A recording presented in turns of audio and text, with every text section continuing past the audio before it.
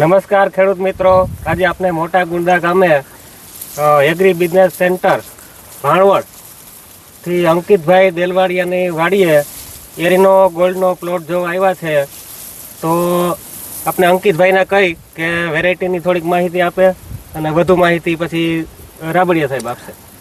તો અંકિતભાઈ તમે બોલો, ઘઉં તમને કેવા લાગ્યા? મારું નામ દેલવાડિયા અંકિત છે. મારું ગામ મોટા ગુંદા છે, તાલુકો ભાણવડ, જિલ્લો દેવભૂમિ દ્વારકા. મારા મોબાઈલ નંબર છે 7669010231.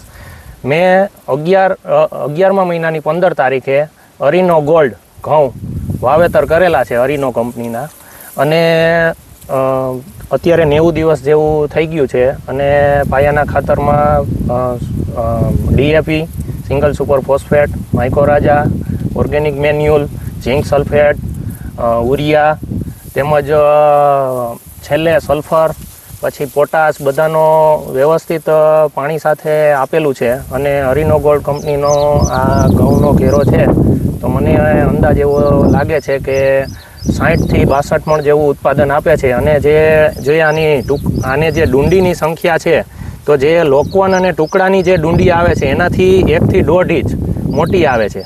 ને અત્યારે ગણતરી કરી છે દાણાની, તો આમાં 55 થી 60 દાણા જેવું નીકળે છે. એટલે આની એક મુખ્ય ખાસિયત એ છે કે ટુકડા ટાઈપની વેરાયટી છે, અને બીજું કે આની ડુંડી બહુ મોટી છે, એટલે ઉત્પાદન ક્ષમતા બહુ સારી છે. અને બીજો મોટામાં મોટો ફાયદો એ છે કે અત્યારે ખેડૂતનો મોટો પ્રશ્ન એ કે છેલ્લું પાણી પાતા હોય ત્યારે ઢળવાનો પ્રશ્ન હોય છે.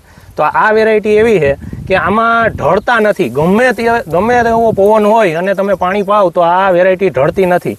એટલે મારા અંદાજ પ્રમાણે આ વેરાયટી ખૂબ ખેડૂતો માટે સારામાં સારી વેરાયટી છે.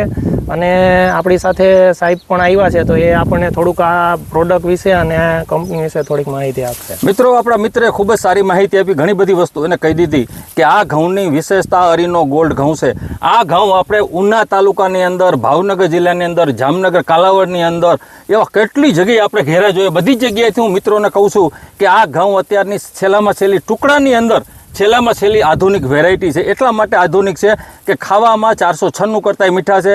જેમ કીધું એમ એક ડુંડી મોટી છે, અને એક થૂમડામાં 25 ફૂટ આવે છે. તમે જો આ એક જ બી છે, એમાં 25 ફૂટ આવી છે. એવી તો દરેક જગ્યાએ હું કહું છું કે આ ઘઉં ઢળતાય નથી.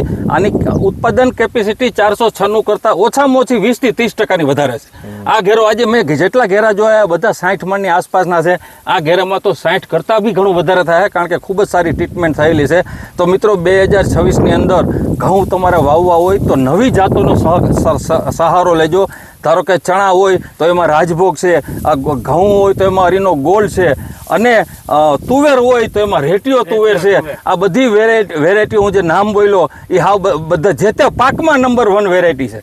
તો મિત્રો, આવતા વર્ષોમાં સારામાં સારું બધાને ઉત્પાદન થાય, અને બધા જ લોકો ખેડૂતોને અમારા અરીનો ગોલ્ડ ટાઈમસર મળતા રહીએ અને સારામાં સારું ઉત્પાદન મળે. મિત્રો, નવી માહિતી જોતી હોય તો મારી YouTube ચેનલ છે સાગર એગ્રો રાજકોટ કરીને. એમાં અમે હંમેશા જંતુનાશક દવા માટે નવી ફૂગનાશક, નવા ખાતરો, નવા બિયારણો ખૂબ જ માહિતી આપીએ છીએ. તો ખાસ સબસ્ક્રાઈબ કરો, લાઇક કરો, અને હંમેશા નવી માહિતી મેળવો. ફરીથી અલ્પેશભાઈને બધા અમે અહીંયા લાવ્યા, એ બદલ એમનો ખૂબ ખૂબ આભાર. જય હિન્દ.